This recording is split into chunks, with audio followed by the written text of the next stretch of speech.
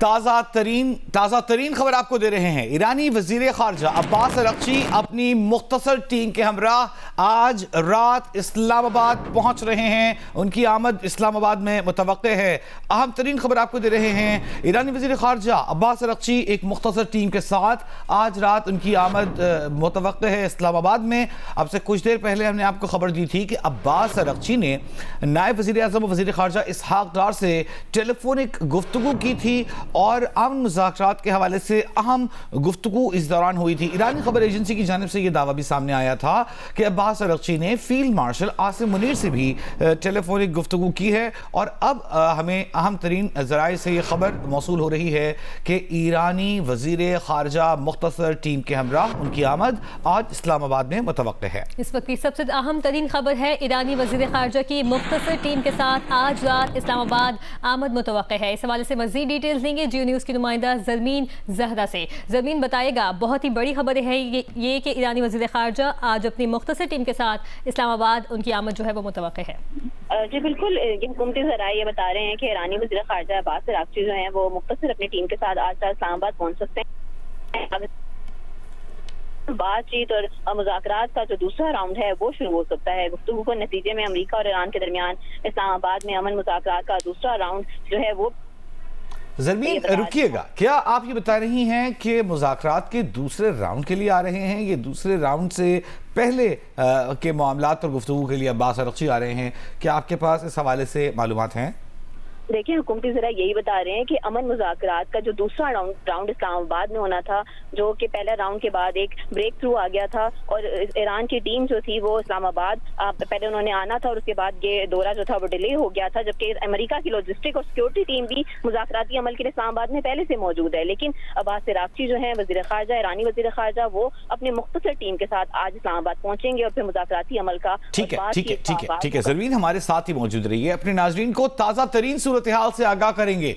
Breaking news दे रहे हैं, अमेरिकी लॉजिस्टिक टीम पाकिस्तान में ही इस्लामाबाद में ही मौजूद है। अमेरिकी न्यूज टीम जो है वो पाकिस्तान में ही ठहरी हुई थी पिछले दूसरे राउंड के लिए और अब पता चला है कि ईरानी वजीर खारजा अब्बास अरग़ची अपनी मुख्तसर टीम के हमराह आज इस्लामाबाद पहुंच रहे हैं। अमेरिकी लॉजिस्टिक टीम इस्लामाबाद में मौजूद है। लॉजिस्टिक टीम जो है वो अमेरिकी वफ्द की आमद से पहले इस्लामाबाद में मौजूद होती है ताकि जो प्री अरेंजमेंट्स हैं राउंड 2 के उसको हतमी शक्ल दी जा सके। गुज़िश्ता हफ्ते जेडी वेंस ने आना था, स्टीव विटकॉफ ने आना था, जारेड कुशनर ने आना था, लेकिन लास्ट मोमेंट पर उनकी आमद कैंसिल हो गई थी। लेकिन अब जो खबरें हमें आ रही हैं, शायद एक बड़ी ब्रेकिंग न्यूज़ हमें कुछ देर में मिल सके कि दूसरे राउंड के हवाले से अहम पेशरफ्त ये हुई है कि ईरानी वज़ीर ख़ारजा अब्बास अरग़ची अब से आज शाम उनकी इस्लामाबाद एक मुख्तसर टीम के हमरा आमद मुतवक्के है। आपको इस वक्त अहम तरीन खबर के हवाले से आगाह कर रहे हैं। हुकूमती ज़राए के हवाले से ये अपडेट मिली है कि ईरानी वज़ीर ख़ारजा की मुख्तसर टीम के साथ आज रात इस्लामाबाद आमद मुतवक्के है। हुकूमती ज़राए के मुताबिक पाकिस्तानी मसालती टीम से अहम बातचीत और गुफ्तगू के नतीजे में अमरीका और ईरान के दरमियान इस्लामाबाद अमन मुज़ाकरात का दूसरा राउंड मुतवक्के है। अमरीका की लॉजिस्टिक और सिक्योरिटी टीम भी मुज़ाकराती अमल के लिए इस्लामाबाद में पहले से मौजूद है। ईरानी वज़ीर ख़ारजा मुख्तसर टीम के हमराह आज आ सकते हैं इस्लामाबाद और राउंड 2 की तवक्को भी है। आप आज सुबह की तफसील अगर हम आपको बताएं तो ईरानी वज़ीर ख़ारजा अब्बास अरग़ची ने नायब वज़ीर आज़म और वज़ीर ख़ारजा इसहाक़ डार से टेलीफोनिक गुफ्तगू की थी और हमें यही बताया गया था उस दफ्तर ख़ारजा की जानिब से कि उस टेलीफोनिक गुफ्तगू में ईरानी वज़ीर ख़ारजा ने नायब वज़ीर आज़म वज़ीर ख़ारजा इसहाक़ डार से राउंड 2 के हवाले से और जो ड्राफ्ट है उसके हवाले से अहम गुफ्तगू की थी। और अब इसके अलावा ईरानी खबर एजेंसी की जानिब से ये खबर भी सामने आई थी कि ईरानी वज़ीर ख़ारजा ने पाकिस्तान के फील्ड मार्शल आसिम मुनीर से भी टेलीफोनिक गुफ्तगू की थी।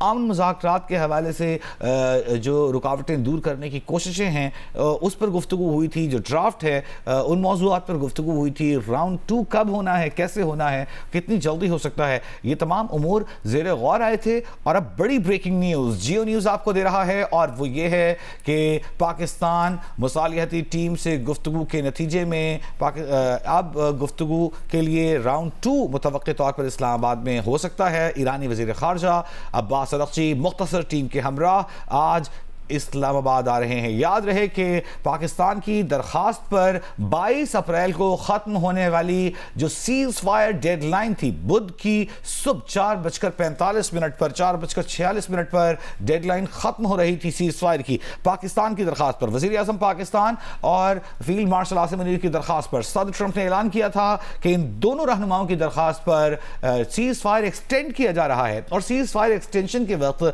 सदर ट्रंप ने यह कहा था कि ईरानी टीम को, ईरानी वफ्द को वक्त लग रहा है ड्राफ्ट तैयार करने में, अपनी हतमी जो मुतालबात हैं उसको शक्ल देने में। जो ही वो तैयार करते हैं वो आएंगे, हमारे साथ मिल बैठेंगे। तो बड़ी खबर आ गई है। सीनियर सहाफ़ी तजज़ियाकार शहजाद इकबाल साहब टेलीफोन लाइन पर हमारे साथ मौजूद हैं। शहजाद, बहुत शुक्रिया आपका।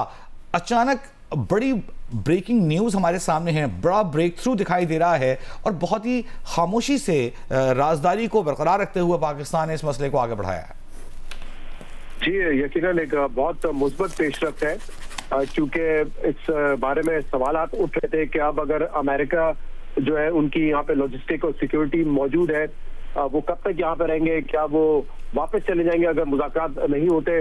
लेकिन अब ये खुशाइन खबर है कि ईरान के वज़ीर ख़ारजा इराक़ची साहब जो है वो पाकिस्तान आ रहे हैं अपनी टीम के साथ, और एक्सपेक्टेड है कि अब जो सेकंड राउंड ऑफ टॉक्स है वो इस्लामाबाद में होंगे, क्योंकि इससे पहले ईरान की एक पोजीशन थी कि जब तक स्ट्रेट ऑफ हॉर्मुज़ नहीं खुलेगा, नेवल ब्लॉकेड नहीं खत्म करेगा यूएस, तब तक वो मुज़ाकरात की टेबल पर नहीं बैठेंगे। लेकिन ये डेवलपमेंट हुई है उसके बाद, जब आज पाकिस्तान के डिप्टी प्राइम मिनिस्टर और वज़ीर ख़ारजा इसहाक़ डार की उनसे गुफ्तगू हुई है, और उसका जो एक एलामिया सामने आया था, स्टेटमेंट जो सामने आया था, उसमें उन्होंने कहा था कि मुस्बत बातचीत हुई है।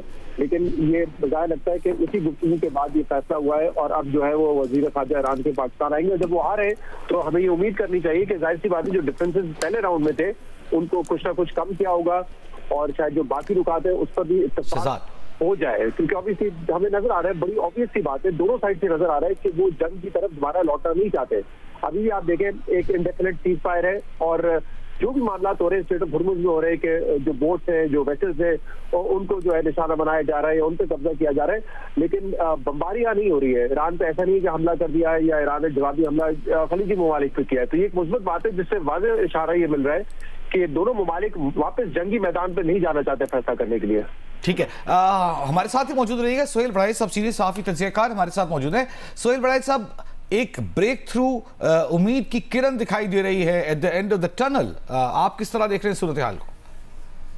जी, उम्मीद करनी चाहिए कि sanity is prevailing upon everybody, and Iraq की तरफ से अगर ये खबर दुरुस्त साबित होती है तो बहुत बड़ी पेशरफ्त है, और जो इतने दिनों से डेडलॉक था उसमें डेफिनेटली उसको ब्रेक आएगी या उसमें तब्दीली आएगी, और डेफिनेटली मजीद हम तबाही ना दुनिया की, ह्यूमैनिटी की और ना ईरान की, हम जो है वो नहीं चाहते, कोई भी दुनिया के इंसान नहीं चाहते कि मजीद तबाही हो।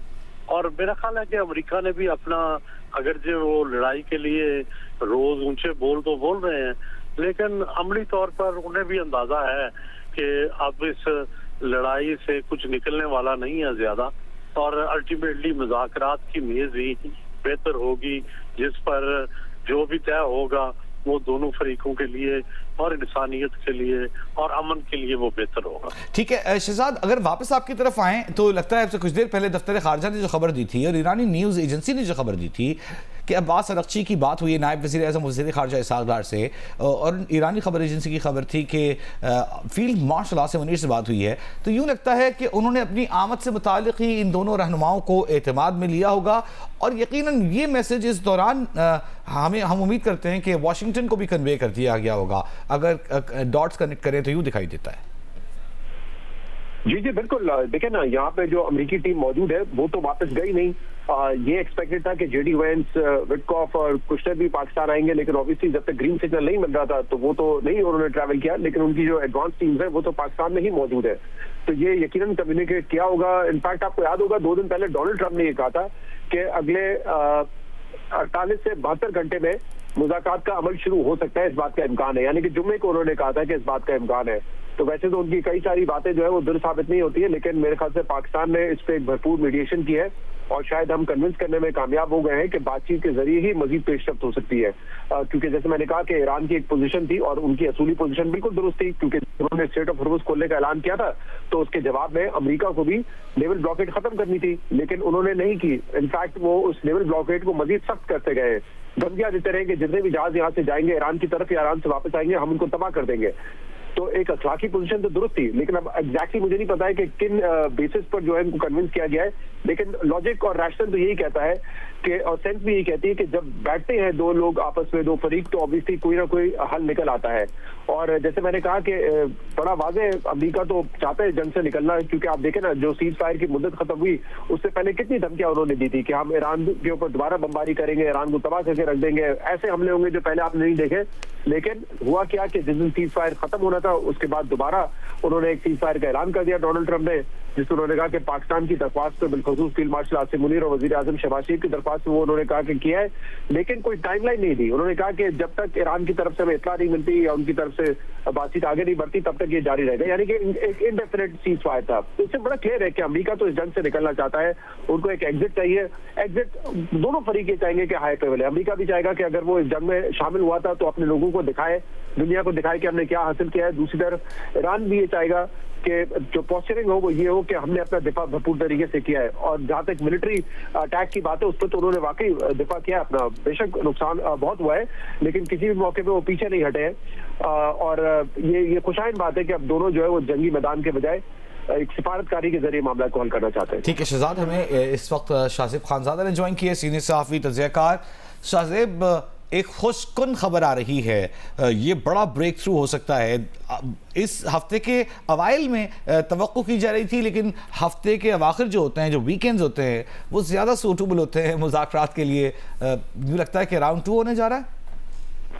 ये जो ज़ाहिर है जो आप खबर दे रहे हैं वो तो बड़ी डेवलपमेंट है वजी, और आमतौर पर हो ही रहा था कि वीकेंड पे जब मार्केट बंद होनी होती थी तो उस वक्त नेगेटिव खबरें आती थी।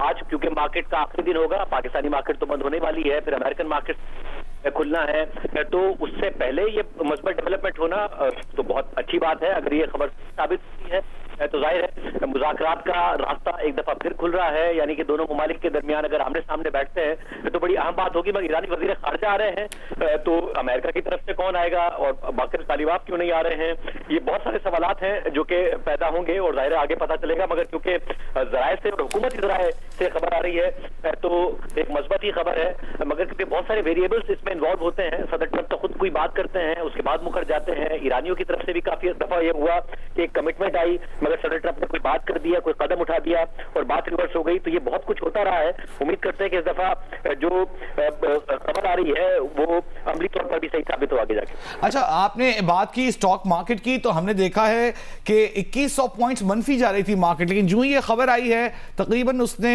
जबरदस्त पॉजिटिविटी दिखाई है और जो आज का नेगेटिव था 2100 से ज्यादा पॉइंट्स की कमी, उसको रिकवर करके पॉजिटिव पर, मुस्बत पर बंद हुई है, तो अच्छी खबर आ गई है। सोहेल बड़ाई साहब, आपकी तरफ आते हैं। जो पाकिस्तान का सालिस्ताना किरदार है और सालिस्ताना राजदारी है, शाजिब आप बताइएगा पाकिस्तान ने किस राजदारी से इस काम को किया, क्योंकि बहुत सारे स्पॉयलर्स थे, बहुत सारे लोग चाहते थे कि सैबोटाज हो जाएंगे मुज़ाकरात, खासतौर पर इजराइल ये चाहता था कि किसी तरह ये, अगर आपको याद हो 3 दिन पहले जब खबर आई तो इसराइली वज़ीर आज़म ने 3 दफ़ा इसराइली झंडे बनाकर उसकी पोस्ट की थी, खुश हो रहे थे मुज़ाकरात ना होने पर।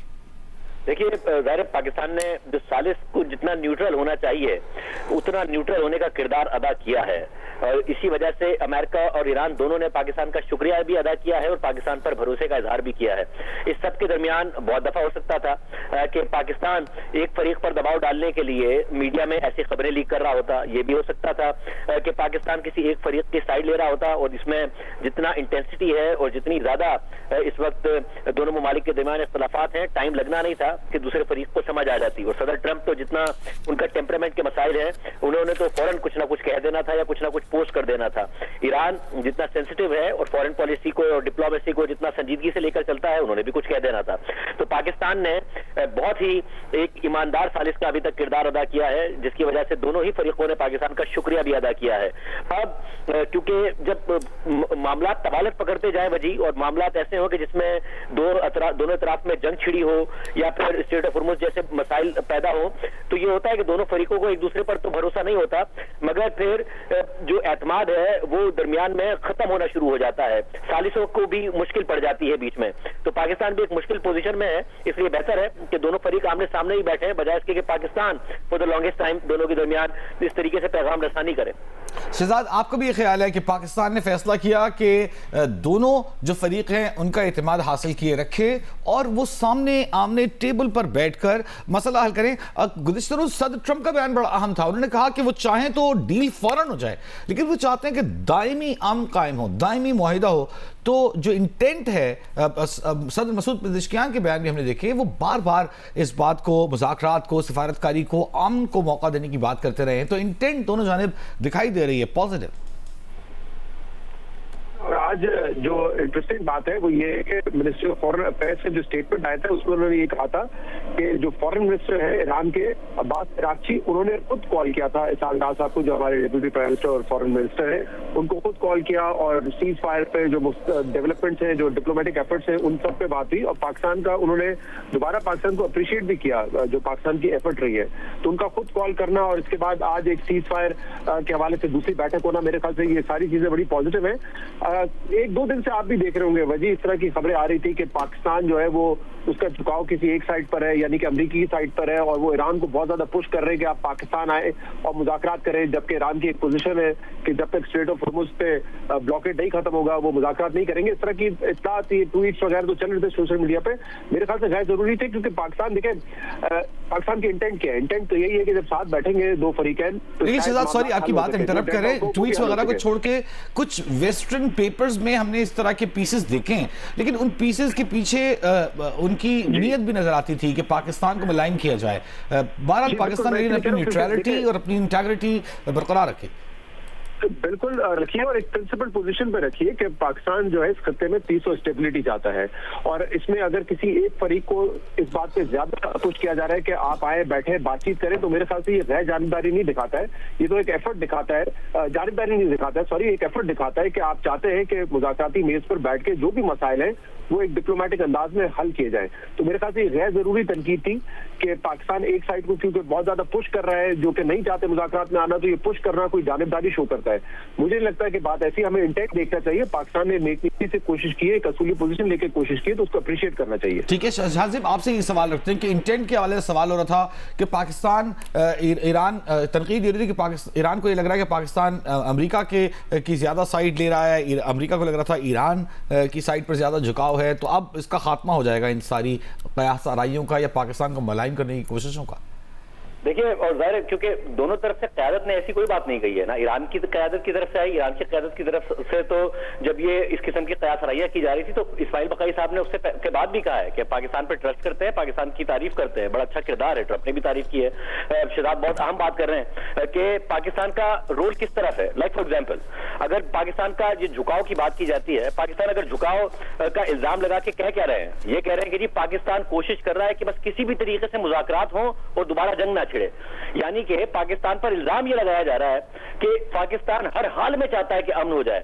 यानी भाई, अगर पाकिस्तान ये नहीं चाहता हो तो क्या होगा? इसका नतीजा ये निकलेगा कि ईरान पर सदर ट्रंप जैसी शख्सियत, जो पहले भी 2 दफा आमतौर पर बहुत ज्यादा ब्लफ करते हैं, मगर 2 दफा हमला कर चुके हैं, जून में भी कर चुके हैं और फरवरी में भी कर चुके हैं ईरान के ऊपर हमला, जबकि लग रहा था कि एक दफा फिर ब्लफ कर रहे हैं। तो पाकिस्तान अगर ना चाहता हो तो हमला हो जाएगा, हमला होगा तो क्या होगा? दुनिया भर की इकोनॉमीज तो और ज्यादा मुतासिर होंगी, तेल की कीमतें बढ़ जाएंगी, ईरान में और ज्यादा तबाही होगी, ईरान में पावर इंफ्रास्ट्रक्चर को वो कहते हैं मैं तबाह कर दूंगा। ईरान क्या करेगा? ईरान बदले में हमले करेगा। बदले में क्या होगा कि अरब ममालिक पर ज्यादा हमले हुए हैं, मुत्तहिदा अरब अमारात पर हमले होंगे, हो सकता है कि वो अपनी धमकी पर अमल करते हुए बाबुल मंदब बंद कर दे। उसके नतीजे में क्या होगा? दुनिया की तिजारत और मुतासिर हो जाएगी, तेल शायद $150 की बैरल पर चला जाएगा। और सिर्फ पाकिस्तान मुतासिर नहीं हुआ इस सबसे, यदि पाकिस्तान हर हाल में कोशिश कर रहा है तो हर हाल में दुनिया के लिए कोशिश कर रहा है, अमन के लिए कोशिश कर रहा है, दुनिया की मईशतों को बचाने के लिए कोशिश कर रहा है। शहजाद आपकी तरफ आते हैं। इस सब में अगर देखा जाए तो ये वाशिंगटन की को भी अगर पाकिस्तान ने पैगाम कन्वे कर दिया हो, अब से 4-5 घंटे पहले जब ये टेलीफोनिक कॉन्वर्सेशन हुई अब्बास अरगची की, जब पाकिस्तान को, नायब वज़ीर आज़म को, फील्ड मार्शल को उन्होंने आगाह किया कि उनका ड्राफ्ट तैयार है, अब वो आप बैठने के लिए तैयार है, तो यकीनन पाकिस्तान ने मैसेज कन्वे किया होगा वाशिंगटन को। वहाँ सुबह होगी तो वहाँ से वफ्द रवाना होगा, इस तरह के इंतजाम होंगे। जल्दी हमें वाशिंगटन से भी अच्छी खबर मिलेगी। वजी मुझसे पूछे आप? जी अच्छा वजी, इसमें थोड़ा सा मेरे ख्याल से अभी जो इन्फॉर्मेशन हमारे पास है हुकूमती ज़राए से, वो ये है कि ईरान के वजीर खारजा अब्बास अराग़ची यहाँ पर आ रहे हैं और उनके साथ उनकी टीम होगी। बाकर कालिबाफ जो कि उनके पार्लियामेंट के स्पीकर है, उनका इसमें कोई जिक्र नहीं है अभी तक कि क्या वो भी वक्त में होंगे और क्या वो लीड कर रहे होंगे, क्योंकि अगर लीड अब्बास अराग़ची साहब कर रहे हैं तो हो सकता है कि मुख्तलिफ लोग हों उसमें। तो ये देखना पड़ेगा कि अब अमेरिका से जो टीम है उसमें कौन कौन शामिल होता है, क्योंकि आमतौर पर इसको इस तरीके से देखा जाता है प्री डायलॉग मीटिंग हो सकती है। अगर वक्त छोटा बताया जा रहा है, चीफ नेगोशिएटर बाकर कालिबाफ नहीं है, तो क्या ये प्री नेगोशिएशन कोई सेशन हो सकता है? अभी ये देखना पड़ेगा कि जब डिटेल मजीद सामने आती है, लेकिन ये मुमकिन है कि अगर बाकर कालिबाफ इस वक्त में ना हो तो हो सकता है जेडी वेंस भी फिर वहां से नहीं आ रहे हो, और हो सकता है कि जो अमेरिकी वक्त हो वो भी जेरेड कुश्टर और स्टीव विटकॉफ पर हो। लेकिन मेरे साथ इसको ये स्पेकुलेट करना भी जल्द होगा, क्योंकि अभी इतलात आई है तो वाशिंगटन से क्या मैसेज आता है मेरे साथ उसको थोड़ा सा वेट कर लेते हैं, क्योंकि जैसे अभी हम जिक्र कर रहे थे कि जो उनकी टेक्निकल टीम है, सिक्योरिटी टीम है, वो तो ऑलरेडी पाकिस्तान में मौजूद है, लेकिन शायद जो इतने हाई प्रोफाइल लोग ना हो और जो मुज़ाकरात कर सके, और जो लोग आने थे वो तो अभी से आपको पता है उनका तो दौरा मुलतवी हो गया था, क्योंकि ईरान की तरफ से कोई गोवर्ड नहीं मिल रहा था। तो मेरे ख्याल से थोड़ा सा वेट कर लेते हैं, अंदाजा हो जाएगा वाशिंगटन से कौन आ रहा है। ठीक है शाहज़ेब, डॉक्टर कमर चीमा साहब ने भी ज्वाइन किया। डॉक्टर साहब आपकी तरफ आएंगे। शाहज़ेब आपसे एक सवाल हम जानना चाहेंगे जो हमने शहजाद के सामने रखा, जो एज ऑफ नाउ न्यूज़ है कि अब्बास अरगची अपनी एक मुख्तसर टीम के हमरा आ रहे हैं, तो क्या ये लगता है कि प्री निगोसिएशन जो सेशन है उसके लिए आ रहे हैं? उसके बाद बाकर कालिबाफ भी ने ज्वाइन करें जो चीफ निगोशिएटर थे राउंड 1 में। देखिए, दरमियान में जब खबर आई थी, जैसा कि मैं भी जिक्र भी कर रहा था कि जेडी वेंस वहां से नहीं आ रहे हैं, तो ईरान की तरफ से खबर आई थी कि फिर बाकर कालिबाफ भी नहीं आ रहे हैं, यानी कि और जाहिर बाकर कालिबाफ साहब जो हैं वो एक हार्ड लाइन समझे जाते हैं और करीब समझे जाते हैं पासदारान इनकलाब के, जिसकी वजह से तासुर पैदा हुआ था कि फिर मुज़ाकरात के आगे बढ़ने का मसला होगा। आप प्री डायलॉग कह रहे हैं, क्योंकि जराए से ये खबर आई है कि सिर्फ वजीर खारजा आ रहे हैं। अब देखते हैं आगे जाके क्या डेवलप होता है, क्योंकि ईरान और अमेरिका के दरमियान हर चीज बहुत फ्लूइड होती है और बहुत ज्यादा चीजें बदलती रहती हैं। अचानक खबर आती है मुज़ाकरात होने वाले, पहले भी हो चुका है कि खबर आई कि वजीर खारजा आ रहे हैं, और तो फिर वहां से खबर आई कि जेडी वेंस नहीं आ रहे हैं, तो यहां से खबर आई कि बाकर कालिबाफ नहीं आ रहे हैं, बट फिर खबर आई कि जेडी वेंस आ रहे हैं। सदर ट्रंप तो आगे बढ़ गए, उन्होंने कह दिया कि वो तो रवाना भी हो गए, हालांकि वो गलत बयानी कर रहे थे। तो इतनी फ्लूइड सिचुएशन है कि कुछ भी कमिट करना इस सिचुएशन में बहुत मुश्किल है। अगर किसी भी सतह पर दोनों आमने सामने बैठते हैं तो मस्बत बात है कि कम से कम बात आगे बढ़ रही है, क्योंकि एक ने स्टेट ऑफ हुर्मुज़ बंद की हुई है तो दूसरे ने नेवल ब्लॉकेट किया हुआ है। स्टेट ऑफ हुर्मुज़ तो इफेक्टिवली बंद है, तिजारत इफेक्टिवली बंद है, तो दोनों मिले बैठे तो हर लिहाज से मस्बत। ठीक है, बहुत अच्छी बात आप कर रहे हैं। डॉक्टर कमर चीमा ने हमें ज्वाइन किया है, दिफाई उमूर के माहिर है। डॉक्टर साहब बहुत शुक्रिया, आपने हमें वक्त दिया। जो सिचुएशन एज ऑफ नाउ आपको लग रही है, खबर सिर्फ इतनी सी है हमारे पास कि अब्बास अरगची ईरानी वजीर खारजा, उन्होंने पहले गुफ्तगू की आज सुबह नायब वजीर आज़म वजीर खारजा इसहाक डार से, फील्ड मार्शल आसिम मुनीर से भी गुफ्तगू हुई है, ईरानी खबर एजेंसी का ये दावा सामने आया है, और इसके बाद उन्होंने हामी भरी है कि वो अपने मुख्तसर वक्त के हमरा आज इस्लामाबाद उनकी आमद मुतवक्किह है। ये खबर हमें सरकारी ज़राए से सामने आ रही है, हुकूमती ज़राए से सामने आ रही है। कितनी खुशकुन है ये? जी बहुत शुक्रिया। देखिए, सबसे इम्पोर्टेंट चीज़ ये है कि ये एक पॉजिटिव डेवलपमेंट है, और अच्छी चीज़ ये है कि अभी तक कोई नेगेटिव चीज़ें भी नहीं हुई जब से ये टॉक्स शुरू हुई हैं। और दूसरी बात ये है कि देखिए, हमें इस चीज़ को भी समझना चाहिए कि इस कॉन्फ्लिक्ट की कॉम्प्लेक्सिटी को भी समझना चाहिए। ये कितना पुराना कॉन्फ्लिक्ट है। आप दोनों साइड पे जो डाइवर्जेंसेस हैं, जो ओपिनियंस हैं, पॉइंट ऑफ व्यूज़ को आप देखें, बहुत उसमें ज़्यादा तकसीम है। फिर आप देखें कि जो मैक्सिमलिस्ट पोजीशंस नहीं है दोनों साइड से, फिर स्पॉयलर्स का रोल भी है। फिर आपको पता है डोमेस्टिक प्रेशर जो है उसको भी अंडर एस्टिमेट नहीं किया जाता, कि जब ट्रंप साहब कोई बात करते हैं तो वो ईरानी साइड ये महसूस करती है कि क्या हम अगर टेबल पे बैठ रहे हैं तो जो डोनाल्ड ट्रंप की पोजीशन आ रही है उससे ये तो नहीं ईरान के अंदर लगता कि हम कमजोर हैं क्योंकि हमने मिलिट्री गेन्स बहुत सारे किए हुए हैं। तो इतनी ज्यादा सिचुएशन जो हमारे सामने ऑप्टिक्स आते हैं उसमें जारी बात है बड़ा मुश्किल होता है कि एक्सप्लेन करना कैसे चीजें हैं, लेकिन जो सबसे इंपॉर्टेंट चीज ये है कि प्रोसेस जारी है। देखिए, पाकिस्तान की जॉब है कि एक हमने टेबल पे बिठा के रखना है, हमने कोशिशें करते रहना है, हमने मौका देते रहना है। हमारी जॉब सिर्फ इतनी है, हमने मैसेजेस जो हैं वो आगे जो है वो जाते रहेंगे।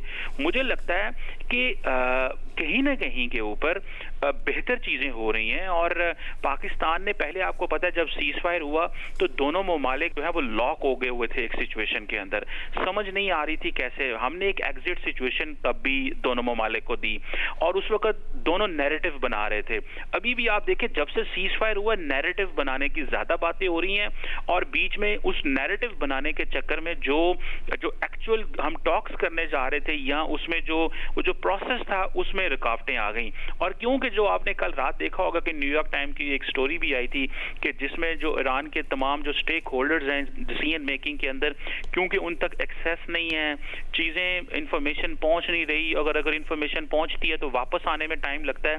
तो वो डिसीजन मेकिंग का हर मुल्क का जारी बात है, एक डिफरेंट सेटअप भी होता है। और प्लस ईरान के ऊपर देखें ना, जिस अंदाज से उनकी टॉप लीडरशिप को, पॉलिटिकल और मिलिट्री को असैसिनेट किया गया, तो वो जारी बात है वहां पे एक मिसट्रस्ट तो है। लेकिन मैं सबसे इंपॉर्टेंट चीज हमें ये देखना है कि देखिए, कन्वर्जेंसेस भी हैं, डाइवर्जेंसेस भी हैं, आपस में एक मुस्बत माहौल हम बना के दे रहे हैं इस सारे एनवायरनमेंट के अंदर। तो मुझे ये लगता है कि इस कॉम्प्लेक्सिटी के अंदर ईरानी लीडरशिप का आ जाना, अमेरिका की सिक्योरिटी टीम्स का पाकिस्तान में होना, इट मींस कि पिछले 2-3 दिन से बहुत ज्यादा एफर्ट्स हो रही थी और काम हो रहा था। लेकिन जारी बात है, आपने देखा होगा कि ट्रंप साहब का एक खास अंदाज है, वो बहुत ज्यादा ट्वीट्स करते हैं, मैसेजेस करते हैं। अब ये अमेरिकन, आपको पता, पॉलिटिकल अपरेटस का एक सिस्टम है कि वो मीडिया पे रोज उन्होंने बात करनी होती है। वो सुबह उठते ही मीडिया से बात करते हैं, वो सुबह उठते ही ट्रुथ सोशल पे अपनी कमेंट्री करते हैं।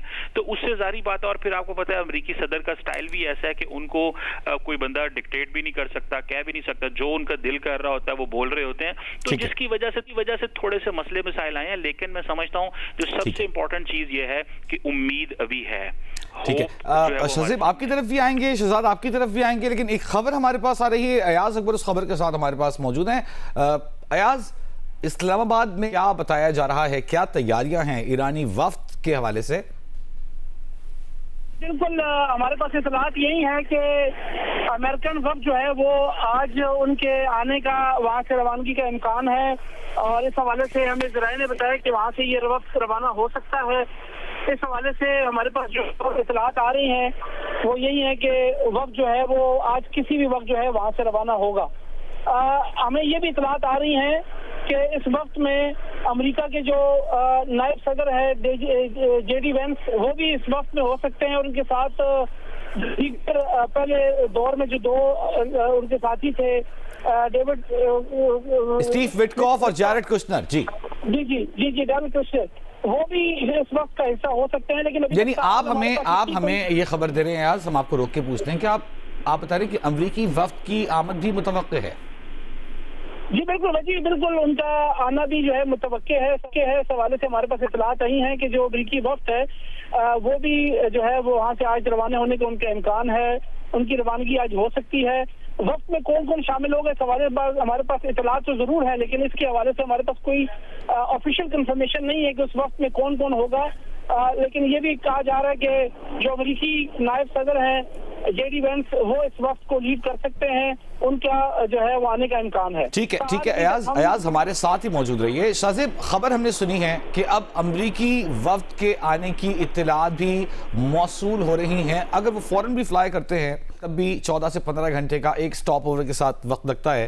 तो यानी कि सैटरडे वो दिन हो सकता है जिसमें मुज़ाकरात हों, अगर राउंड 2 हो, हम स्पेकुलेट अगर करें, जायज़ा लें, और फिर बाक़र गालिबाफ की आमद भी इस दौरान मुमकिन हो सकती है अगर जेडी वेंस वहाँ से उड़ जाएँ। तो ये बड़ा अहम होगा देखना कि क्या ऐसी चीज हुई है दरमियान में वजी के ब्रेक थ्रू हुआ है। क्योंकि आखिरी खबर जो ट्रंप की तरफ से आई वो तो यही थी कि मुझे कोई जल्दी नहीं है और हम बड़ी स्ट्रांग पोजीशन में हैं और हमें कोई जल्दी नहीं है कि हम मुज़ाकरात करें और नतीजा निकालें। क्योंकि नेवल ब्लॉकेड के बाद ट्रंप में एक अलग ही कॉन्फिडेंस आ गया है कि जैसे बाकी दुनिया की मार्केट से उन पर फर्क नहीं पड़ रहा, क्योंकि अमेरिका क्योंकि नेट क्रूड एक्सपोर्टर है इस वक्त। तो जो यूरोपियन है या एशियन है वो जो बुरी तरीके से मुतासिर हो रहे हैं। अगर जेट फ्यूल यूरोपियन फ्लाइट के लिए एयरलाइंस के पास खत्म होने की खबर आ रही है 6 हफ्ते बाद, तो वो अमेरिकन का मसला नहीं है। तो ट्रंप का एक अलग कंफर्ट लेवल है। मगर क्या ऐसी दरमियान में डेवलपमेंट हुई है ये एक बड़ा अहम होगा कि आज बात होती है पाकिस्तान की क़यादत की और अब्बास अराक़ची साहब से, अस्करी क़यादत की भी और सिविल क़यादत की भी, और उसके बाद ये ब्रेक थ्रू होता है। अब क्योंकि अमेरिका में तो अब सुबह होनी है, तो वहां पे पता चलेगा कि सदर ट्रंप जब उठते ही पहला सोशल मीडिया पर पोस्ट करेंगे कि क्या वजह बनी है जिसकी वजह से आम डेवलपमेंट हुई। सदर ट्रंप के हवाले से बात हो रही है शाहजेब, तो आज उनसे एक सवाल किया गया गुज़िश्ता रात कि उनसे सवाल पूछा गया कि क्या चीन की जानिब से स्टफ दिया जा रहा है ईरान को, आप इस पर गुस्से में हैं? उन्होंने कहा सोने वाली क्या बात है, हम भी तो मुख्तलिफ मुल्कों को सामान देते हैं। तो वो बड़े फ्रैंक से बड़े जिसको कहते हैं कि खुले डुले अंदाज में बात कर देते हैं, जिससे कभी कभी नुकसान भी पहुंचता है मुज़ाकरात की कोशिशों को। सदर ट्रंप का डिपेंड करता है कि बात करते हुए या फिर सोशल मीडिया पर पोस्ट करते हुए मूड क्या है। एक ही बात पे वो गाली निकाल देते हैं और एक ही बात पे वो कह देते हैं कि ये मेरे लिए अहम नहीं है। अब से पहले चीन को धमकी भी दे चुके हैं, फिर ये भी कह चुके हैं कि चीन के हमने खिलौने पकड़े हैं, यानी कि असला पकड़ा है एक जहाज से। फिर कहते हैं कोई बात नहीं, अगर चीन मदद कर भी रहा है तो कर दे, वरना फिर वार्निंग भी देते हैं कि चीन को कतई तौर पर मदद नहीं करनी चाहिए। पता नहीं वो किस वक्त किस फ्रेम ऑफ माइंड में हो, उसी पर डिपेंड करता है कि वो धमकी देंगे, गाली देंगे या हंस के टाल देंगे। अच्छा, कमर चीमा साहब आपकी तरफ आते हैं। अगर ये इत्तलात भी दुरुस्त हैं कि वॉशिंगटन को इन्फॉर्म कर दिया गया है, वहाँ से भी एक वफ्द रवाना हो रहा है कुछ ही देर में, जिसकी पाकिस्तान आमद की तैयारियाँ की जा रही हैं, तो कितना अहम है, कितना सिग्निफिकेंट है? बहुत सिग्निफिकेंट है। इस तरह के एक चीज़ तो मैं समझता हूँ कि मेरा ख्याल है कि प्रेसिडेंट ट्रंप को ये कम्युनिकेट ज़रूर किया गया होगा कि हमें ये अमेरिकन डेलीगेशन के पाकिस्तान जाने के हवाले से शायद उनको खामोशी इख्तियार करनी चाहिए, क्योंकि बहुत ज़्यादा वो जैसे कहते हैं ना हेडलाइन डिप्लोमेसी भी अच्छी नहीं होती, क्योंकि ट्रंप साहब जो है वो हेडलाइन डिप्लोमेसी के भी कायल हैं। आपको रोक के इस खबर की तस्दीक हम कर दें, डॉक्टर कमर चीमा साहब, शाहजेब आप भी हमारे साथ मौजूद है, अपने नाज़रीन को बताएं कि अमरीकी वफ्द के आज पाकिस्तान के लिए रवानगी के इम्कान की खबर भी हमारे पास आ गई है। अमरीकी वफ्द आज अमरीका से रवाना होगा पाकिस्तान के लिए, ये खबर भी हमारे पास आ गई है। डॉक्टर साहब, वो ये जैसे आपने कंफर्म किया है, तो मैं समझता हूँ कि ये बिल्कुल कुछ आवर्स ये पहले पता चलना इस चीज़ को बताता है कि वो शायद ट्रंप साहब को ये कम्युनिकेट किया गया होगा कि ये जो हेडलाइन डिप्लोमेसी है समटाइम्स इससे ज़्यादा जो है वो कन्फ्यूजन फैलती है। और मुझे इस चीज़ से बड़ी उम्मीद थी, क्योंकि अमेरिका की सिक्योरिटी टीम यहाँ पे है, तो वो वापस उसको नहीं बुलाया गया था। इसका मतलब यही था कि कुछ 36 से 72 घंटों के अंदर बहुत सारी डेवलपमेंट हो सकती है, और वही देख लें कि जो चीज़ हम एक्सपेक्ट कर रहे थे ट्यूसडे या वेंसडे को, वो चीज मैच्योर हो रही है फ्राइडे को। तो और ठीक है, यानी कि हम लेट सैटरडे मुज़ाकरात का राउंड 2 देख सकते हैं, आप इम्कान जाहिर कर रहे हैं डॉक्टर साहब? एग्जैक्टली। और इस सिलसिले में मेरा ख्याल है कि एक्सियोस वगैरह ने कुछ स्टेटमेंट भी आई थी, या किसी और इंडियन अमेरिकन मीडिया आउटलेट ने ये बताया था कि एक लंबी जो डिस्कशन जो है वो बिल्कुल तैयार पड़ी हुई है, और इस वीकेंड पे जो है वो टॉक्स हो सकती हैं। तो मेरा ख्याल है कि ये बड़ी अच्छी सिचुएशन है कि जिसमें मेरा ख्याल है कि बहुत सारी चीजों पे एग्री तो होंगे अमेरिकन, लेकिन ट्रंप साहब बोले नहीं हैं। और मेरा ख्याल है कि ये डॉक्टर साहब शाहजेब आपकी तरफ आते हैं। स्टैंड बाय में थी जो लॉजिस्टिक टीम थी अमेरिकन इस्लामाबाद में, दे वर स्टैंड बाय, और इसके साथ साथ जो मीडिया न्यूज टीम थी, ट्रंप उन्हें भी बार बार कहते रहे कि इस्लामाबाद से भी निकलने की जल्दी नहीं करो, तो टीमें स्टैंड बाय थी। और अब हम इस बात को कंफर्म कर सकते हैं कि एक जानिब जब ईरानियन डेलीगेशन ने कंफर्म किया है कि आज शाम इस्लामाबाद आमद मुतवक्के है, उधर से यूएस का डेलीगेशन भी पाकिस्तान आ रहा है, तो ये स्टैंड बाय जो स्ट्रैटेजी थी ये कितनी अहम थी? देखिए, इससे एक और तासुर भी सामने आ रहा था कि दोनों ही फरीक चाहते हैं कि बस किसी भी तरीके से डायलॉग हो, दोनों ही फरीक चाहते हैं कि जंग की तरफ ना जाएं, मगर कौन ज्यादा चाहता है उसमें हालांकि सदर ट्रंप अपने अल्फाज और अपनी सोशल मीडिया पोस्ट के जरिए बताने की कोशिश कर रहे थे कि मुझे कोई फर्क नहीं पड़ रहा, मगर जब आपकी सिक्योरिटी टीम इस्लामाबाद में हो, मुज़ाकरात मुलतवी हो जाए मगर उसके बावजूद आपकी सिक्योरिटी टीम वापस ना जाए, फिर आप डेडलाइन दें और डेडलाइन चंद घंटों पहले आप उस डेडलाइन पर अमल ना करें, सीज फायर को तौसी कर दें। हालांकि आप उससे कुछ देर पहले कह रहे थे कि मैं सीज फायर को तौसी नहीं करूंगा, तो वाज़ेह नजर आ रहा था कि सदर ट्रंप ज्यादा डेस्परेट हो रहे हैं और फौरी तौर पर इस जंग को खत्म करना चाहते हैं। ईरान भी चाहता है कि जंग खत्म हो, मगर दोनों में से जो ब्लिंक फर्स्ट वाली बात होती है वो सदर ट्रंप ही कर रहे थे, मगर क्योंकि अमेरिका के पास मिलिट्री पावर बहुत बड़ी है, ताकत बहुत ज्यादा है, तो सदर ट्रंप कमजोर नजर आना, पहले ब्लिंक करना शायद अफोर्ड कर सकते हैं, और वो बार बार इसलिए अपने बयानात से बदल भी जाते हैं। वरना अगर बराबर की ताकतें होती दोनों बैटलफील्ड में, तो जो सदर ट्रंप का कंडक्ट है उसके बाद तो ईरान को इतना लेवरेज मिल गया होता कि वो और ज्यादा टाइम बाय करते कि जी ठीक है हम नहीं करते आपसे मुज़ाकरात, हम आपसे जंगी करते हैं, अगर बराबर की ताकतें होती। मगर क्योंकि ताकतें बराबर की नहीं है, तो जो ब्लफ्स सदर ट्रंप करते हैं, जो यूटर्न सदर ट्रंप लेते हैं, जो बार बार ब्लिंक करते हैं, धमकियां देते हैं और उसके बाद उस पर अमल नहीं करते हैं, तो उसके बाद कोई फेस सेविंग नहीं रह जानी थी अमेरिका की। अच्छा शाहज़ेब, एक और चीज़ की तरफ हम तवज्जो कर लेते हैं। चीन का दौरा करना है सदर ट्रंप ने, और वो है वस्त मई में, लेकिन मई के आगाज़ में ही एक 5 रुकनी रिपब्लिकन्स और डेमोक्रेट्स के सेनेटर्स हैं जिन्होंने जाना है, चीन का दौरा करना है प्री मीटिंग डिस्कशंस के लिए। तो ये नहीं लगता कि अब अमेरिकी सदर ट्रंप भी जल्दी करेंगे कि रैप अप करें ताकि फिर चीन वाले मामले को देखें? देखिए, सदर ट्रंप पहले एक दफा मुलतवी कर चुके हैं उस मीटिंग को, वो मीटिंग होनी थी मगर ईरान जंग छेड़ दी गई। इनफैक्ट शायद सदर ट्रंप की अपनी असेसमेंट ये थी कि वेनेजुएला वाला माहौल होगा, खामनाई शहीद होंगे और उसके बाद मैं ईरान जाऊंगा, और जब मैं ईरान जाऊंगा तो बहुत सारा लेवरेज लेके जाऊंगा, क्योंकि ईरान चाइना का इत्तेहादी है और बहुत दोनों के करीबी ताल्लुकात हैं। इन पाबंदियों के बावजूद भी अगर कोई ईरान का तेल खरीदता है तो वो चीन खरीदता है, मगर वो असेसमेंट गलत साबित हुई, उस मीटिंग को पोस्टपोन करना पड़ा। अब लगता नहीं है कि एक ऐसी मीटिंग, जो कि चीन भी जाहिर एक बड़ी ताकत है, कि आप बार बार उसे मुलतवी करेंगे क्योंकि आपके ईरान में ऑब्जेक्टिव नहीं अचीव हो पा रहे हैं, और एक खास तौर पर ऐसे वक्त में कि उन ऑब्जेक्टिव के हुसूल में चीन के बाकायदा तौर पर मुलविस होने की खबरें आ रही हों, क्योंकि चीन खबरें आई हैं तो मगरबी मीडिया में कि सैटेलाइट मदद भी फराम कर रहा है, फिर खुद ट्रंप कह रहे हैं कि शायद असलाह भी फराम कर रहा है। तो जब चीन ही रुकावट बन रहा हो और आप अपने मिलिट्री ऑब्जेक्टिव्स भी ना हासिल कर पा रहे हो, तो समिट को लेट करेंगे सदर ट्रंप, इसके इम्कान बहुत कम नजर आते हैं। मुज़ाकरात नहीं करेंगे और इस मसले को अपनी जगह पर रखेंगे कि जंग भी होगी और सदर ट्रंप चीन में भी होंगे, इसके इम्कान भी कम नजर आते हैं। इसलिए इस वक्त जो इम्कानात हैं वो अमन के ज्यादा हैं, और जाहिर पाकिस्तान की उसमें बहुत भरपूर कोशिशें हैं, पाकिस्तान की उसमें जबरदस्त मीडिएशन और है, सालिसी है, मगर खतरा जाहिर अपनी जगह मौजूद रहता है ट्रंप जैसी शख्सियत को लेकर। ठीक है, अब शहजाद इकबाल एक बार फिर आपकी तरफ आएंगे। शहजाद, ये बताइएगा कि अब यूएस डेलीगेशन के वॉशिंगटन से रवाना होने की खबरें भी हमें मौसूल हो रही हैं, यानी कि ईरानी वफ्द की आमद की जब उन्हें कंफर्मेशन दी गई है तो वहाँ से वो भी रवाना हो रहे हैं। सो आपको अगर हम अंदाज़ा लगाएं तो कल सैटरडे हमें डी डे नज़र आ रहा है, मुज़ाकरात का दिन नज़र आ रहा है, और शायद साइन भी हो जाए। जी देखें, यही लग रहा है क्योंकि ऑब्वियसली अमेरिका से वो यहाँ पे पहुंचेगा वक्त, इसके बाद मुज़ाकरात शुरू होंगे। तो सैटरडे का ही दिन लग रहा है। पिछले जो मुज़ाकरात थे वो भी सैटरडे दोपहर शुरू हुए थे और अर्ली संडे मॉर्निंग तक वो जारी रहे थे। तो कमोवेश वही वक्त लग रहा है कि शायद मुज़ाकरात का होगा। लेकिन देखिए, ये ऑब्वियसली एक लंबा प्रोसेस है। अभी भी हमें पता है कि डिफरेंसेस बहुत ज्यादा है, चाहे वो लेकिन इस दौरान ये जो 2 हफ्ते का टाइम मिला, दोनों फरीकों ने अपने अपने घर में बैठकर डिलिब्रेशंस की होंगी, सोचा होगा जितनी गुंजाइश की जा सकती है, तो तभी आ रहे होंगे। जी जाहिर है जो डिफरेंसेस हमने देखे थे पहले राउंड में थे, उससे तो कम ही डिफरेंसेस होने चाहिए। लॉजिक तो यही कहती है कि बहुत सारे ऐसे इश्यूज होंगे जिसपे ऑब्वियसली अपनी लीडरशिप से भी उन्होंने रिव्यू किया होगा, और दोनों फरीकैन को ये पता है कि अगर हमें मुज़ाकरात के जरिए जंगबंदी चाहिए तो फिर फरीकैन को पीछे हटना पड़ेगा ना, कुछ लो और कुछ दो वाली पॉलिसी होगी। अगर वो अपनी एक पोजिशन पे खड़े रहेंगे जिसमें वो ये चाहे कि सिर्फ पॉस्चरिंग ये हो, तासुर ये जाए कि हम जीते हैं, दूसरे को शिकस्त हुई, तो मेरे ख्याल से मुज़ाकरात के कामयाब होने के इम्कान बहुत कम हो गए।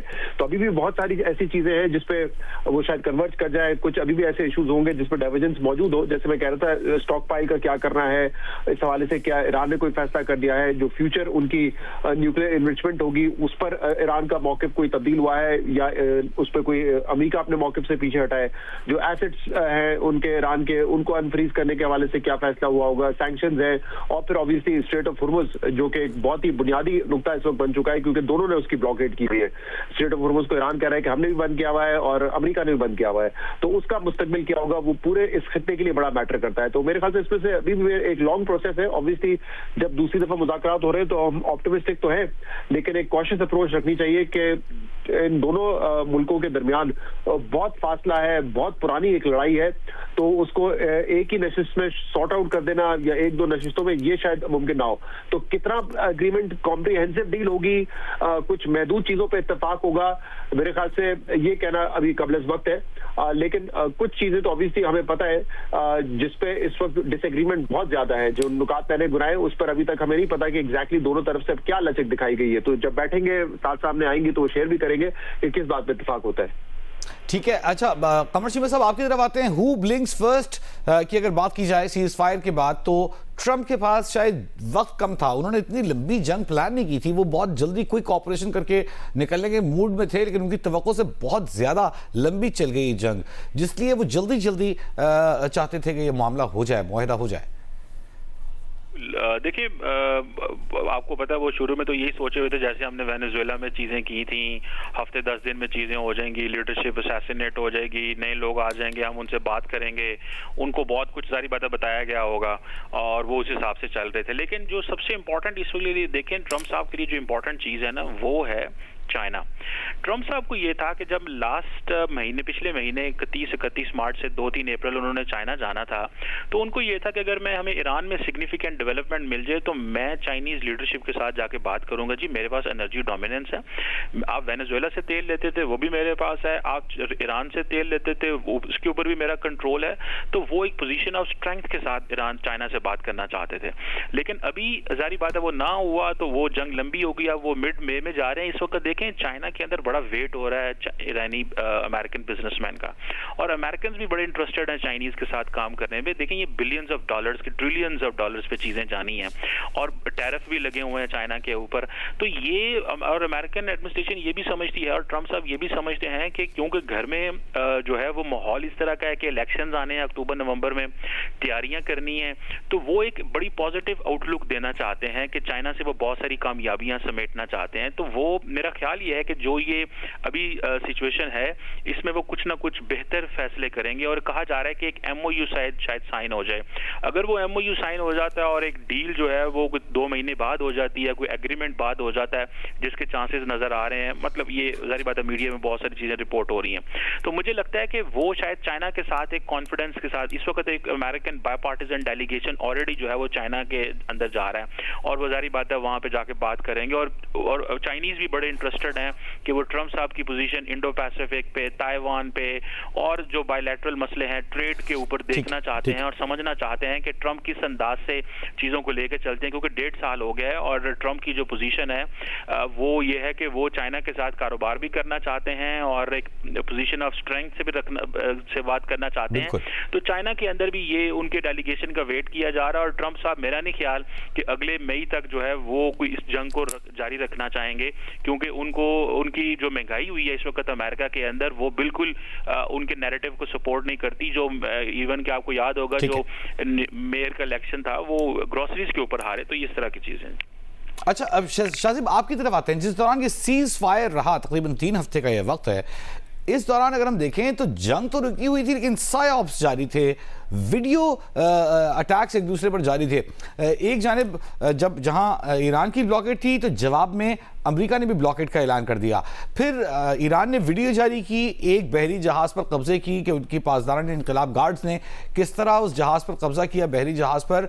तो अमेरिकी सैंडकॉम की जानिब से भी एक वीडियो सामने आ गई जहाज पर कब्जा करने की, और ये सारी सूरत हाल जिस तरह एक दूसरे पर नफसियाती जंग मुसल्लत की गई, हमले किए गए, ये भी बड़ी दिलचस्प रही।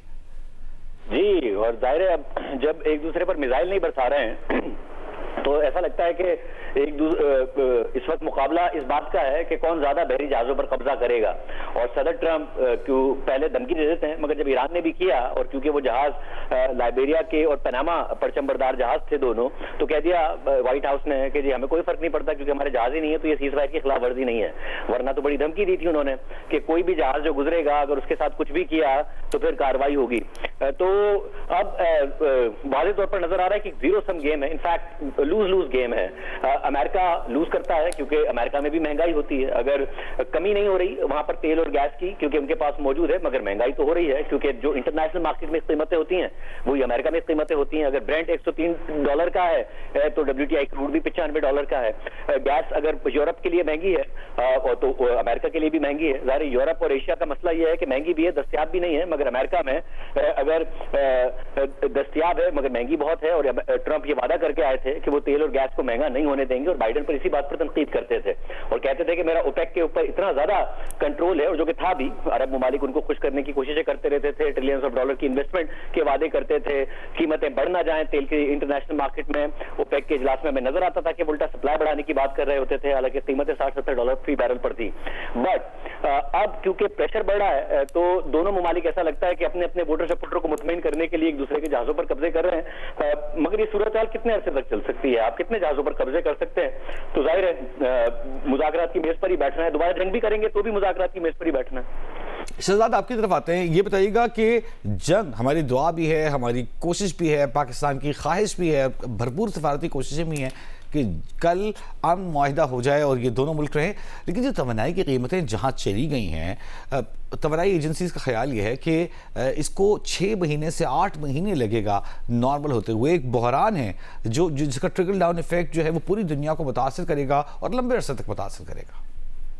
जी यकीनन ये एक मसला जरूर है। ऑब्वियसली जब भी इस तरह की कोई पॉजिटिव खबर आती है कि मुज़ाकरात होने जा रहे हैं या मुज़ाकरात कामयाब होने के इम्कानात हैं, तो एक तो फौरी तौर पे आप देखते हैं कि ऑयल प्राइसेस, चाहे WTI हो, ब्रेंट हो, उसमें आपको एक कमी नजर आती है क्योंकि सेंटिमेंट जो है वो पॉजिटिव हो जाते हैं, तो वो हम उसमें देखते हैं कि एक फर्क नजर आता है।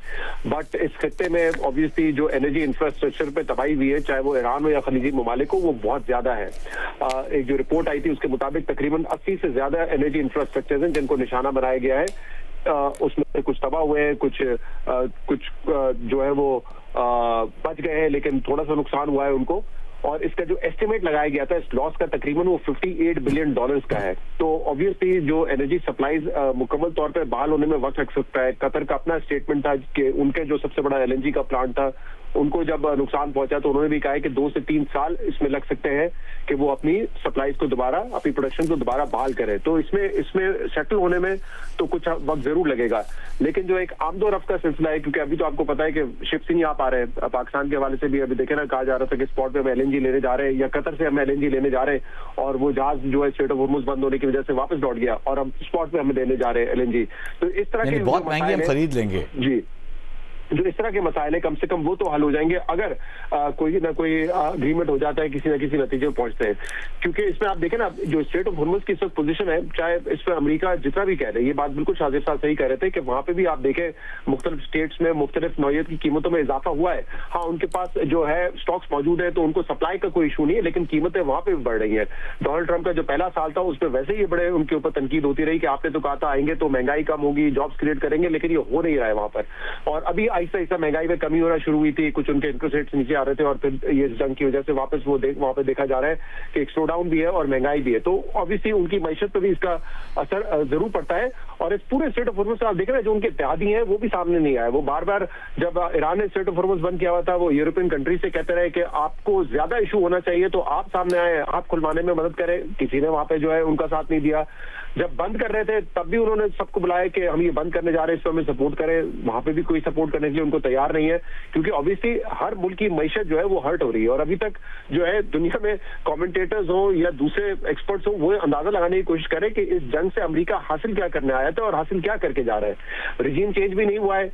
स्ट्रेट ऑफ हॉर्मुज़ तो पहले कोई इशू ही नहीं था ना, यानी कि ये तो सब्जेक्ट टू डिस्कशन ही नहीं था। लेकिन अब उसी पे सारी बहस है कि वो कौन कंट्रोल करेगा, क्या ईरान जो है उस पर मुस्तकिल कोई टैक्स देता रहेगा उन लोगों से जो कि यहाँ से अपने वेसल्स लेके जाएंगे, उन ममालिक से क्या वो उसको एक लेवरेज के तौर पे इस्तेमाल करेगा एज ए ट्रेडिंग पार्टनर। तो अब ये बहस बिल्कुल मुख्तलिफ हो गई है। तो रिजीम चेंज नहीं हुआ है। अभी तक उनकी जो फाइटिंग बैक कैपेबिलिटी है ईरान की, वो मुतासिर जरूर हुई होगी, जाहिर सी बात है। उन्होंने भी अपने बहुत सारे मिसाइल्स यूज किए हैं, ड्रोन यूज किए हैं, तो उसमें जो भी उनके पास जखीरा था उसमें कमी तो हुई होगी, लेकिन इतनी तो कमी नहीं है कि ईरान बिल्कुल ही पीछे हट गया है और एट एनी कॉस्ट कॉम्प्रोमाइज करने के लिए तैयार हो गया है। वो अभी भी समझते हैं कि लड़ सकते हैं और लड़ाई जारी रख सकते हैं। तो इससे जो अहदाफ है अमेरिका के, उस पर तो बड़ा एक सवाल उठ रहा है कि वो क्या है जो वो हासिल कर रहे हैं यहाँ से। ठीक है शाह साहब, आपकी तरफ आते हैं। एक सवाल हम जानना चाहेंगे, जैसे ही पहला हमला हुआ ईरानी क़यादत पर तो ईरान की टॉप लीडरशिप शहीद हो गई, आला ओहदों पर फायज लोग, सबसे पहले आयतुल्ला ख़ामेनी साहब की शहादत और टॉप लीडरशिप तक। दूसरी जानिब हम देखें तो अमेरिका में आर्मी चीफ फायर कर दिए गए, गुज़िश्ता रोज़ वज़ीर बहरी उमूर उन्हें घर भेज दिया गया। पीट हेग्सेथ के हवाले से बताया जा रहा है कि बड़े स्ट्रॉन्ग हेडेड हैं। अमेरिका इल्ज़ाम लगा रहा है कि ये जो मॉडरेट्स हैं ईरान में, कुछ सख्त मौक़िफ़ रखने वाले लोग हैं। इल्ज़ामात की गेम अपनी जगह, लेकिन नुकसान किसका ज़्यादा हुआ है इसमें? शाहज़ेब साहब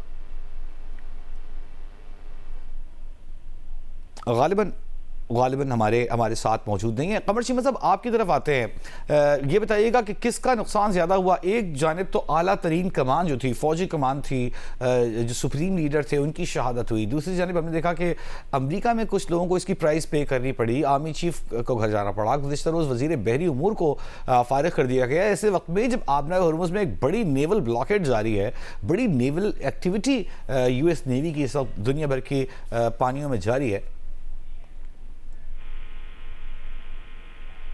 जंग के दौरान पर्टिकुलरली वेस्टर्न वर्ल्ड में अमेरिकन अपरेटस में ये ऐसा है कि अगर आप पॉलिसी से एग्री नहीं करते तो आप जो है वो अपनी पोजीशन छोड़ देते हैं या आप डिसएग्री करते हैं। और आपको पता है फिर ट्रम्प साहब की प्रेसिडेंशियल सिस्टम है, वो बंदों को खुद लेके आते हैं और अगर वो नहीं काम करना चाहते तो वो छोड़ सकते हैं। और मेरा ख्याल है कि ट्रम्प साहब का अंदाज भी इसी तरह का है कि वो 100% जो है वो एलिजेंस मांगते हैं कि अगर आप मेरे साथ हैं तो फिर आप उन पॉलिसीज़ को आगे लेके चलेंगे जो हम कहते हैं, और अगर नहीं आपने करना। और आपको याद होगा ट्रम्प साहब के पहले टेन्योर में ऐसे हुआ था कि जब ये प्रेसिडेंट बने तो जो लोग इनके साथ नहीं चल पाते थे तो बहुत ज्यादा हायरिंग फायरिंग हुई थी इनकी फर्स्ट टर्म, अगर आपको याद हो 2016 से 20 में। इस दफा जो लोग हैं उन्होंने अपनी आप को अलाइन किया हुआ है ट्रम्प साहब के माइंडसेट के साथ, ट्रम्प साहब की पॉलिसीज के साथ।